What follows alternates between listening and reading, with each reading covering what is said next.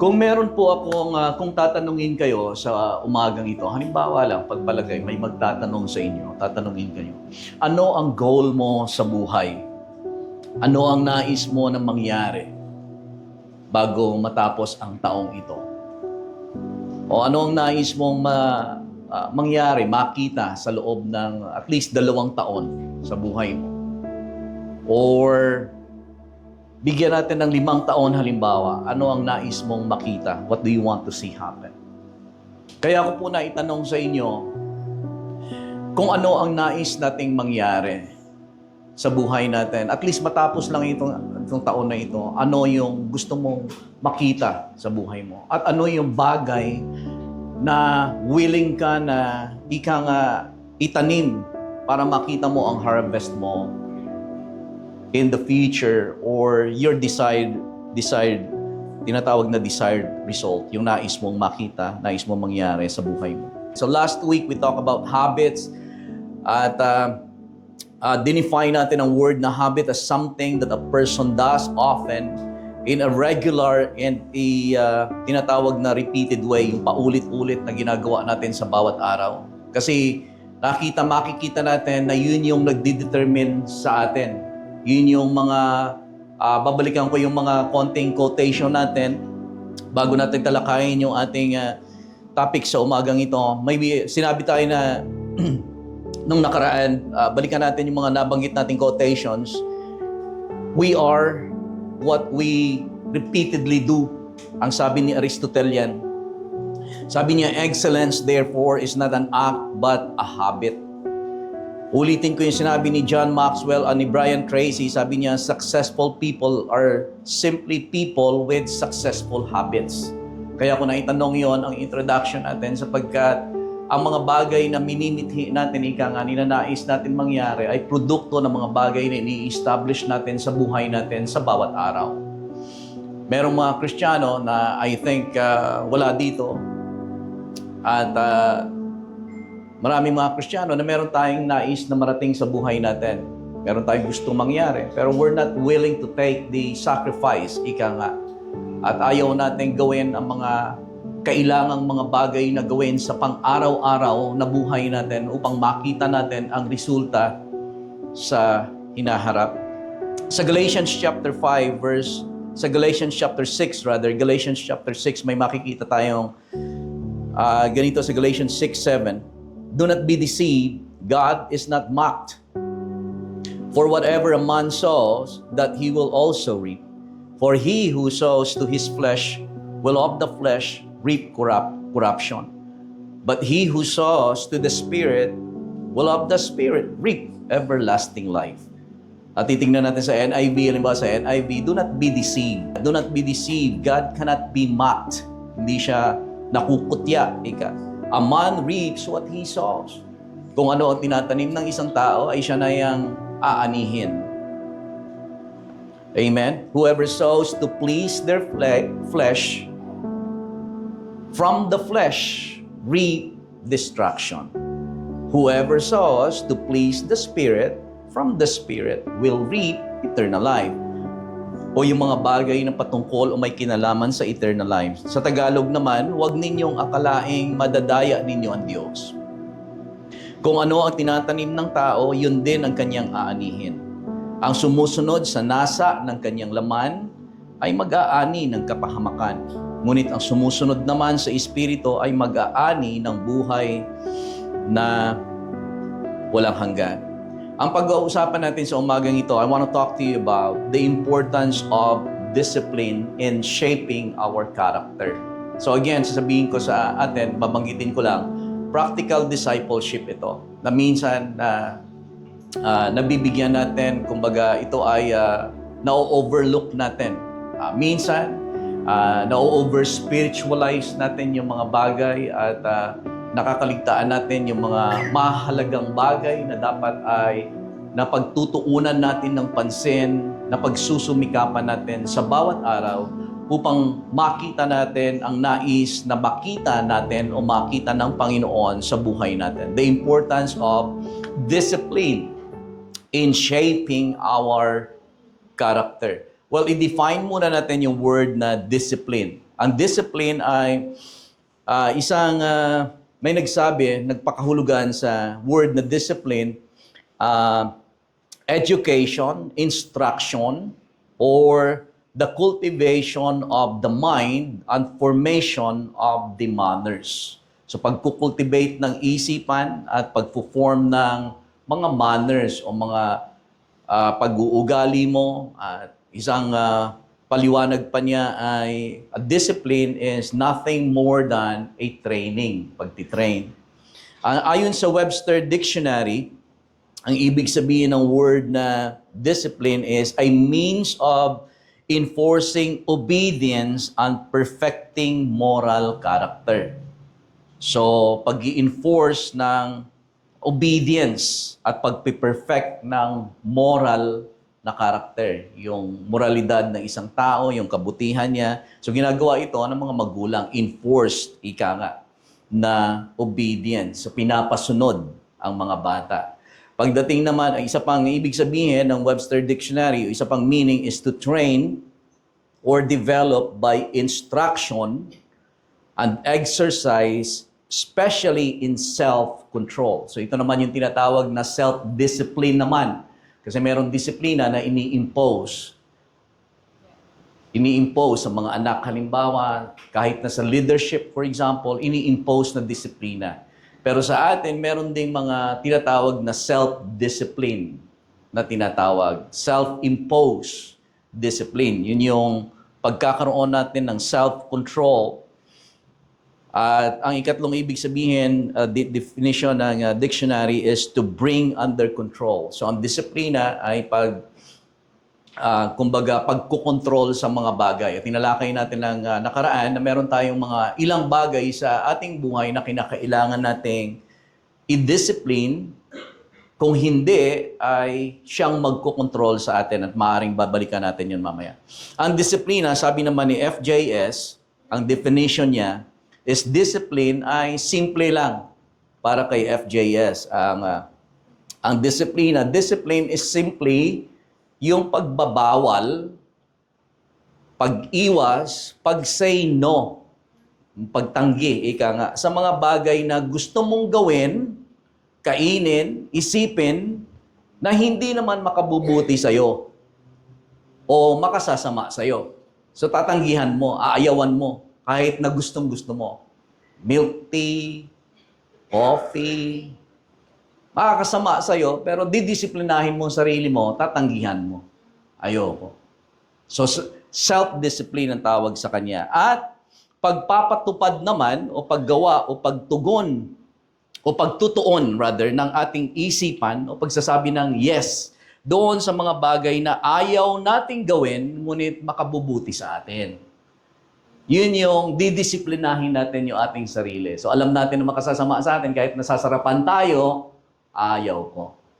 Didisiplinahin natin ang sarili natin. May mga bagay tayo na gagawin na parang ayaw nating gawin, pero gagawin natin kasi didisiplinahin natin ang sarili natin para sa ikabubuti natin. Amen. Ang disiplina ay hindi masamang word. Mayroong iba, ayaw nila ng word na discipline. Right? Meron akong mga kakilalang Kristiyano na ang word na kahit na discipleship, ayaw nila pakinggan. Ayaw nilang tanggapin yung word na discipleship, word na discipline. Basta okay lang lahat, gagawin ng lahat. At malaya lang ang lahat. At least Kristiyano ako. But the word discipline is a very biblical word. Halimbawa na lang, at hindi natin ito dapat nakatakutan. Ito ay dapat nating tanggapin. Halimbawa sa 1 Corinthians chapter 9 verse 25 to 27, magbabasa ako sa NIV. Sabi ni Paul, alam natin na si Paul ay he's so much into the grace of God. Makikita natin ang talaga naman. And we are all for the grace of God. Dito sa church, ang lahat ng bagay na tinatangkilik natin, we don't boast of anything that we have dahilan sa ating galing. It's all by the grace of God. Amen? But sabi ni Paul, 1 Corinthians chapter 9, verse 25 to 27, everyone who competes in the games goes into strict training. Anong klase ng training? Strict training.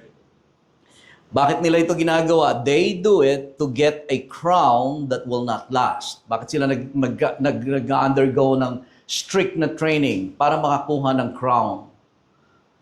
Maputungan, magkaroon ng putong or medalya. Meron ako dating nabasa na isang swimmer na sa larangan ng kanya ng swimming ay talagang kilalang-kilala siya.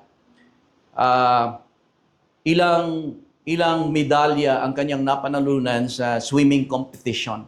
Pero pagkaraan, ang isang medalya na yung pinakamalaking reward niya or award sa swimming, sa Olympic, ay doon siya tuwang-tuwa siya. Pero after 5 years or so, yung medalya na napanalunan sa Olympics, alam niyo kung saan nakita, natagpuan sa basurahan. Pero my point is, everyone who competes in the games goes into strict training. Now, they do it to get a crown that will not last forever. Minsan, ang putong. Sa verse 26, therefore, sabi ni Paul, I do not run like someone running aimlessly. Sabi niya, kapag ako tumatakbo, hindi ako tumatakbo na walang goal. Natakbo-takbo lang. Gusto kong marating yung dulo. Tapos sabi niya, I do not fight like a boxer beating the air. Hindi din ako isang boksingero na shadow boxing lang. Right? Ang sabi niya sa verse 27, no, I beat my body, I strike dyan, bagong NIV na yan. Sa lumang NIV, sabi, I beat my body and I make it my slave, so that after I have preached to others, I myself will not be disqualified for the prize. Pero ang sabi diyan sa New King James, I discipline my body and put it under subjection. So the word discipline ay hindi siya masamang word. Amen. Biblical word. Sa Proverbs 12:1, may makikita tayong ganito, whoever loves discipline loves knowledge. Ang sino mang nagmamahal sa pagdidisiplina or instruction ay nagmamahal sa karunungan. Ang meaning niyan, simpleng meaning, ang discipline is essential for learning, wisdom, and growth. So wala kang makukuhang paglago sa isang tao kapag walang instruction or pagbabawal ng mga bagay na hindi dapat gawin. Kapag merong disiplina, merong growth, merong learning, merong wisdom. At ang makukuha pa natin dyan, rejecting discipline leads to foolishness. Kapag nire-reject mo, halimbawa, dinidisiplina ka ng magulang mo, o kaya tayo, ng leader, halimbawa, dinidisiplina ka, tapos tinatanggihan mo, ang pagre-reject ng discipline ay nagbubunga yan siya ng kamangmangan. Amen. Point number 3, the world belongs to the discipline. Mahina lang ito. Pero mangungusap ito sa inyo. Ang mensaheng ito is very practical, pero ito ay kailangan natin. The world belongs to the discipline. This is a very important point. Ibig sabihin yan, the world belongs to the discipline. Ang ibig sabihin, ang success natin sa mundong ito nakasalalay kung didisiplinahin mo ang sarili mo. Ganon din, ang mundong ito ay mapapanalunan natin. Ika nga, mapapanalunan mo ang pamilya mo, mapapanalunan mo yung, hindi mapapanalunan na parang sugal ha. You can win your neighborhood, the world, if you have discipline. Bakit ko nasasabi yan? Because it takes discipline to learn. It takes discipline to read. It takes discipline to pray and to be in God's Word consistently. It takes no discipline to watch TV, to scroll on FB, sa Facebook, mag-scroll ka. Wala, hindi mo kailangan disiplina dyan. To binge watch on Netflix, hindi kailangan ng disiplina. Kailangan mo ng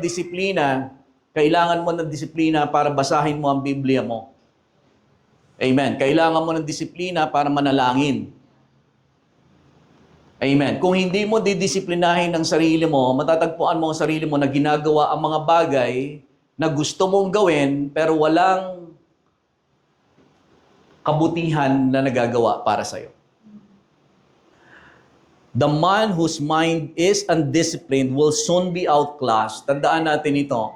Ang isang taong walang disiplina, magmula sa kanyang kaisipan, sa pag-iisip, will soon be outclassed and outdistanced by others in whatever fields he enters.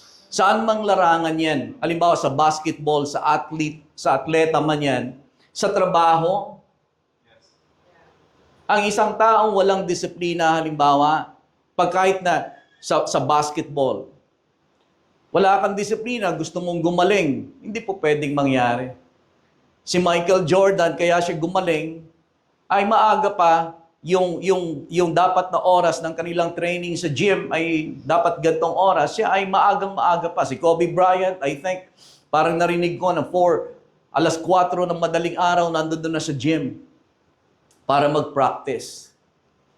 So hindi yan siya nangyayari ng aksidente. Kahit sa trabaho, halimbawa, yung mga taong napopromote ay yung mga taong maagang dumadating, pinag-aaralan yung product knowledge, sa customer.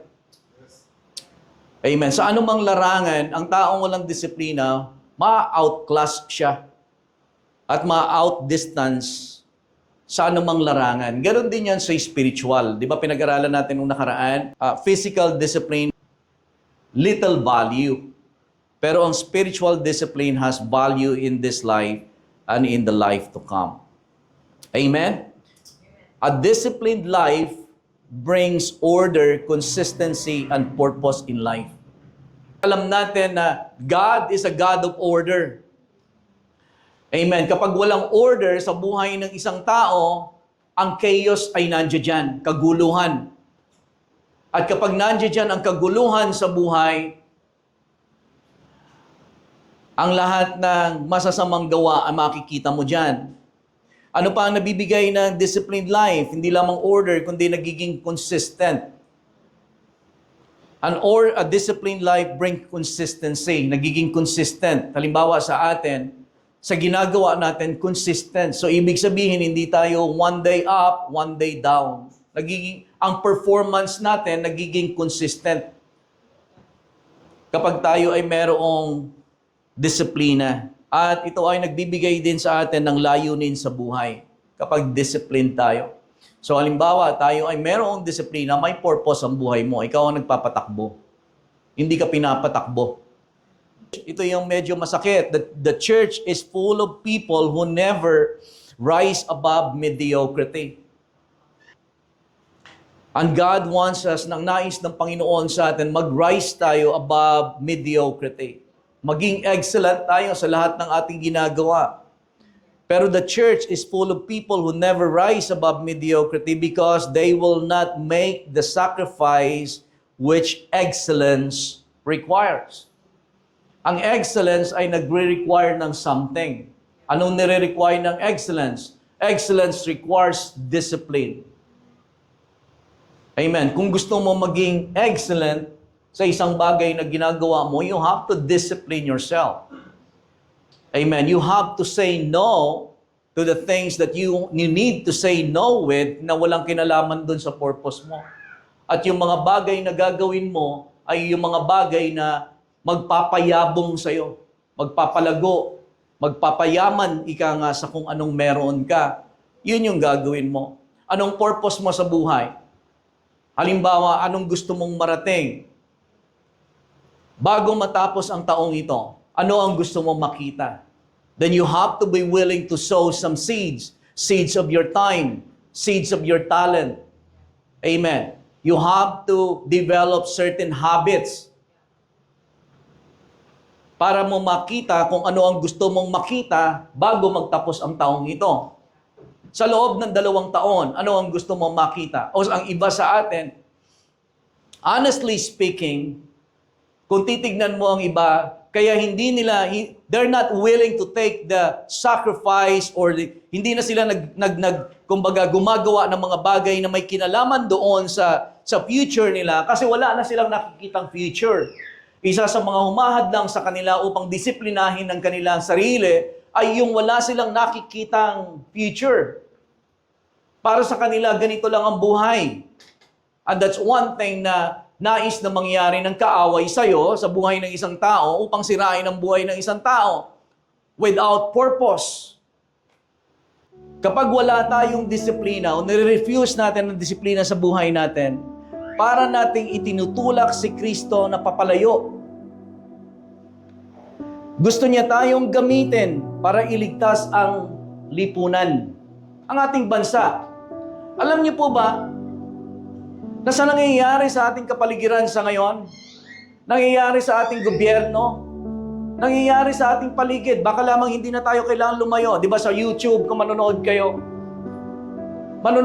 sa YouTube, babarilin na lamang ang isang tao. Sasaksakin. Ang generation natin ay tinatawag na papunta doon sa pabulok. Sino ang pag-asa ng gobyerno natin? Sino ang pag-asa ng ating mga kalsada? Sinong pag-asa ng inyong neighborhood? Sino? Lalapit pa tayo ng konti. Sinong pag-asa ng ating pamilya? Nais ng Diyos na iligtas tayo. Ang ating gobyerno, ang ating bansa, ang mga tao, ang ating pamilya. Pero when we refuse discipline, para nating itinutulak papalayo si Kristo sa buhay natin. Kasi ang gusto niya, gamitin tayo para iligtas ang ating lipunan, ang ating bansa, ang ating generation mula sa pagkabulok. Kasi gagamitin ka ng Panginoon para sa mga tao. Ililigtas ang mga tao para hindi na kumalat pa. Ang goal niyo more than anything else, nasa inyo kung gusto niyo. Halimbawa, hindi ko naman sinasabi sa inyo na huwag na kayo mag-aral. That's good. Pero ito yung pangunahin na dapat ninyo maging goal sa inyong buhay. Na naisin ninyo na lumago sa Panginoon. Ganon kasimple. More than anything else sa buhay niyo. Gusto niyo mag-aral kayo. Part of your goal. Mag-aral kayo. Pero ito yung pagyamanin ninyo. Lumago sa Panginoon. Sapagkat ito ang magpapayabong at magbibigay sa inyo ng tunay na katagumpayan sa buhay. Ang relasyon ninyo sa Panginoon.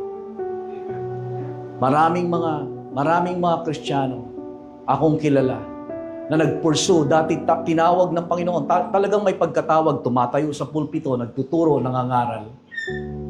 Sa anumang kadahilanan, nag-pursue ng trabaho, sa pangangailangan sa pamilya, nag-pursue ng trabaho. Ang problema, pagdating sa mundo, kinain ng sistema ng mundo.